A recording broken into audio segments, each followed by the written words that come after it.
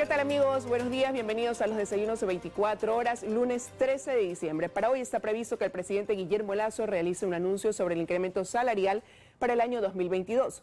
Eso ocurre mientras hasta el momento en el Consejo Nacional de Trabajo y Salarios no hay acuerdos entre trabajadores y empleadores sobre cuál sería el margen de ese incremento. Para ampliar este tema nos acompaña Rodrigo Gómez de la Torre, representante de los empleadores en el Consejo Nacional de Trabajo. Buenos días, bienvenido. Muy buenos días, Liz. Buenos días a todos los televidentes. Pues sí, bien, como usted lo ha mencionado, en la última reunión del Consejo no se presentó un acuerdo y se dio un plazo para que el Consejo, dentro de las distintas reuniones que tenga y obviamente una reunión oficial, pueda llegar a un acuerdo hasta el 22 de noviembre. Sin embargo, a través de redes sociales hemos conocido que el presidente, y anuncio formal del presidente, que dará un anuncio el día de hoy en la tarde-noche, con respecto al tema salarial. Pero hace referencia a muy buenas noticias. ¿Qué expectativa tienen ustedes sobre ese anuncio que se da por adelantado? Como usted bien señalaba, había el plazo hasta el 22 de diciembre y ahora 9 días antes el presidente se dirigirá al país esta noche haciendo alusión a este tema. ¿Cuál es la expectativa entonces? A ver, nosotros obviamente estamos expectantes de saber qué va a pasar, sin embargo, ya a través de redes se habla un poco de un incremento importante. Creo que hay que pensar seriamente en la principal expectativa. ¿Qué pasa con los 7 de cada 10 ecuatorianos que no tienen empleo?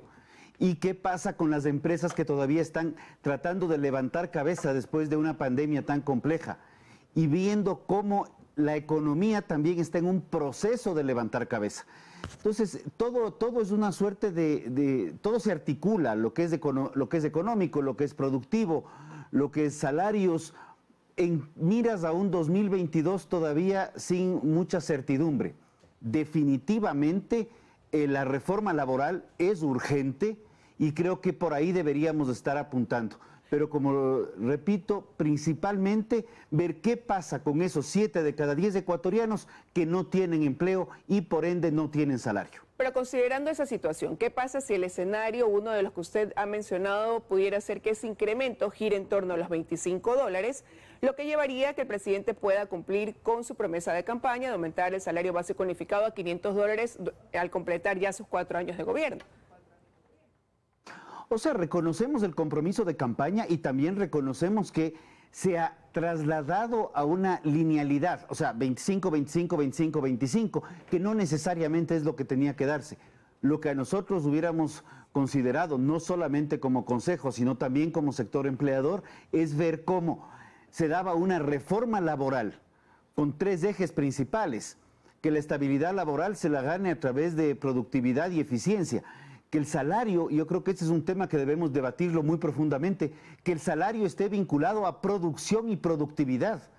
Ver qué hacer con el tema de la jubilación patronal, que es un tema que realmente está generando conflictos y casi nadie accede a la jubilación patronal, y obviamente tener jornadas laborales, respetando las 40 horas a la semana, pero jornadas laborales acorde a las nuevas realidades y no quedarnos con las realidades que se plantearon en 1938 cuando se escribió el Código del Trabajo. Pero mire usted que algunas facciones de trabajadores, incluso la propuesta giraba en el doble de lo que podría anunciar esta noche el presidente de la República. Decían que incluso debería aumentarse a $50 el salario básico para este 2022. ¿De qué realidad entonces partían ellos al hablar de ese monto, ¿no?, de incremento salarial? A ver, yo creo que es importante reconocer las cifras del INEC. El INEC nos acaba de publicar las cifras de inflación al mes de noviembre y ahí nos ha determinado que el ingreso familiar está en $745 y que la canasta básica familiar está en $713. Entonces, también creo que es importante, aspiracionalmente todos queremos una economía mucho más dinámica. En lo personal nos encantaría que la economía el próximo año crezca al 12, 15%, pero las proyecciones están hablando del 2.5, 3%. Entonces, aspiracionalmente podemos buscar cualquier tema, sin embargo, yo creo que la realidad económica y la realidad del empleo en el Ecuador, que está muy golpeada desde hace tiempo atrás, no solo por efectos de pandemia, hay que analizarlos con cifras en el marco de lo técnico, en el marco de la reactivación, en el marco también del aspecto jurídico. O sea, Entonces, aspiracionalmente todos podemos querer muchas cosas. pero partiendo de lo que dice el Código de Trabajo, que hay que también considerar esa inflación proyectada para el próximo año, que se calcula en este caso será del 1,28%. A eso adicional se le pudieran sumar otros factores que usted ya ha mencionado, como productividad, empleo. ¿Cuál es el punto de vista de ustedes? Partiendo de esos cálculos, debiera ser entonces el porcentaje de incremento o el incremento que debiera darse para el salario básico unificado para el próximo año. A ver, nosotros hemos planteado, primero no hemos planteado una cifra, hemos sacado el resultado de la fórmula que se planteó en un acuerdo ministerial, donde ya se considera productividad. El Código del Trabajo no considera productividad. El Código del Trabajo en su artículo 118 es taxativo en el hecho de que si es que no hay acuerdo en el Consejo, se fijará el salario en base a la inflación proyectada. Y como usted lo ha mencionado, el dato que tenemos es de 1,28, que daría alrededor de $5. Y claro, con una reforma laboral en donde se corrijan algunas de las distorsiones propias del código, inclusive podría subirse el salario en valores inclusive que podrían ir más arriba de los 25 próximos años, pero que vamos ajustando las cosas a medida que la economía va creciendo. Desde hace varios años atrás se ha incrementado el salario muy por encima de la inflación proyectada y lo que tenemos es una pérdida sostenida de empleo pleno en el Ecuador. Desde el 2014, 49,6%, al 2019, para no considerar pandemia, ya estábamos en el 38%. Y se esperaba una pérdida de un 2-3% según cifras de la Organización Internacional del Trabajo. Entonces, partiendo de ese análisis, usted ha dicho $5 según el cálculo, aplicando la fórmula que se establece en el Código de Trabajo. Si es que esta noche se anunciaran $25, que es uno de los escenarios posibles, son $20 más de lo que están ustedes proyectando que debería ser ese incremento. ¿Eso de ahí cómo va a repercutir ya directamente entonces en el sector empleador en caso de aprobarse los $25? Si son, como digo, 20 más de lo que ustedes están calculando. 20. Así es, Liz. Son 20 más a lo que determinaría lo que establece el Código del Trabajo en su artículo 118. ¿Qué impacto va a tener? Yo no me atrevería a dar impactos sectoriales, me atrevería a decir que más o menos el 95% de las empresas en el Ecuador son MIPYMES e individualmente cada una de estas empresas irá revisando cómo está su estructura de costos, cómo puede ajustarse a una nueva realidad económica y reconociendo a un sector como es el sector agropecuario que dentro de sus costos de producción entre el 40 y el 60% representan mano de obra que se verá directamente impactada por un incremento de ese tamaño, ya que el incremento usualmente va hacia el salario mínimo vital. Entonces, quien gana mucho más del mínimo probablemente no tenga ese incremento. Quienes están en el mínimo sí lo van a tener. Entonces, esa estructura de base en muchos sectores económicos, agricultura, turismo es un sector que nos preocupa de sobremanera. El caso de la construcción también está un poco contraído todavía y también requiere mano de obra con salarios vinculados al mínimo vital o al básico unificado. Entonces yo creo que la economía se dinamizará más o se contraerá de acuerdo a cómo cada una de las empresas vayan identificando, reconociendo, como mencioné, que el 90-95% de las empresas son MIPYMES y muchas veces hay encuestas que analizan 300 de las más grandes empresas del país, pero claro, la realidad de esas grandes empresas y multinacionales es muy distinta de la realidad de la gran mayoría de empresas que todavía está tratando, como digo yo, de levantar cabeza.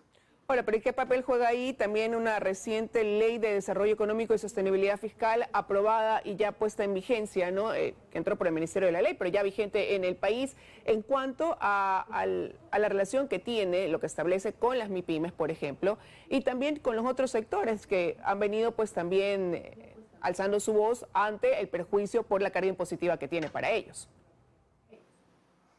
Creo que más bien va a ser cuánta plata le queda en la economía al país, porque hay que reconocer que si bien se habla de impuestos para los grandes, pues el retiro de todas las deducciones es un impacto inmenso para quienes recién tienen un salario, tienen un empleo, tienen un ingreso. Entonces sí hay que ir analizando. Sí, el caso del RIMPE va a mejorar las condiciones de 0 a $200,000 y el caso de $200 a $300,000 se mantiene el impuesto del 2%. algo se reduce para los otros, pero habría que ir viendo ya los impactos reales, porque muchas veces las proyecciones que hacemos en papel no necesariamente se ajustan a una realidad. Y eso sí creo que hay que ser cautos en cuáles podrían ser los impactos reales. Sí se anticipó que la ley, como se presentó a la Asamblea, y no se tomaron las consideraciones que muchos hicimos hacia la Asamblea, hubieran sido tal vez un poco más dinamizadores, porque el mismo Ejecutivo ha reconocido que se presentaba a la Asamblea para mejorar la ley, y esas mejoras en la ley no se consideraron. Entonces, si tenemos reducciones de deducciones tributarias, tenemos un incremento en ciertas cargas tributarias, tenemos un tributo patrimonial y tenemos un sinnúmero de aspectos en ese ámbito, más un alza salarial, muchas empresas van a verse abocadas a tener tal vez que tomar decisiones un poco más duras, porque la economía no necesariamente funciona en base a proyecciones desde un escritorio, sino la economía funciona en base a lo que está sucediendo ya en la economía de a pie, como se dice. Cuando ya salimos a la calle, cuando ya hablamos con el tendero, vemos qué pasa en mercados, y obviamente reconocer que el salario sí va a tener un factor importante inflacionario, pero también un inflacionario especulativo, donde solamente el 30% de la población tiene empleo. Entonces el inflacionario especulativo va a afectar al 100%, donde los más golpeados serán ese 70% que no tiene empleo. Y cuando usted habla de ese impacto en el empleo, se refiere a que este incremento salarial iría en cierta forma en contra también de lo que ha sido una propuesta de campaña de generar fuentes de trabajo, a limitar la contratación o más bien a ocasionar que en algunos sectores se produzca una reducción de ese empleo pleno, del empleo adecuado en el país, al no poder cubrir el incremento salarial que podría ser fijado o dado a conocer esta noche al país. El sector agroexportador y sector agrícola principalmente es uno de los sectores que tal vez tenga mucha mano de obra informal o mano de obra propia, digamos, de autónoma. Pero ese es un sector, es uno de los principales dinamizadores de la economía. Y si analizamos lo que está sucediendo con este sector, sí nos preocupa el alza salarial directamente, porque un 25, hablemos del supuesto $25 al salario básico. A esto se suma la ausencia de contenedores para exportar, que es uno de los principales desfogues y principales ingresos del país. Se suma la ausencia de contenedores para importar insumos para el sector agroproductivo y adicionalmente para lo que es embalajes y cajas. Entonces, un sector que ya tiene amenazas claras y nosotros trabajamos día a día con este factor incierto que se llama clima, ponemos un cóctel muy preocupante para un sector importantísimo de la economía. Vemos el tema de la variable Omicron que derivó en una contracción y una reducción de aforos nuevamente hacia el sector del turismo, restaurantes y cafeterías. Este sector también es un sector que jala muchísimo del sector agropecuario. Y el sector comercio, que también está complicado por el incremento de costos en todo lo que tiene que ver con fletes, sí creo que hay un escenario complejo. De igual manera, obviamente, construcción, que también requiere muchas materias primas, sector industrial.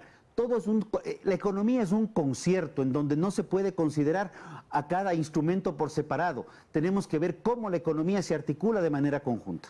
Habrá que ver entonces hasta esta noche a las 7:45 de la noche, cuando el presidente de la República se dirigirá a la Nación con este anuncio sobre el incremento salarial, uno de los 3 anuncios que tiene previsto dar importantes, ha dicho, hasta que concluya este año. Quiero agradecerle que nos haya acompañado esta mañana en los desayunos de 24 horas. A usted muchas gracias, Liz.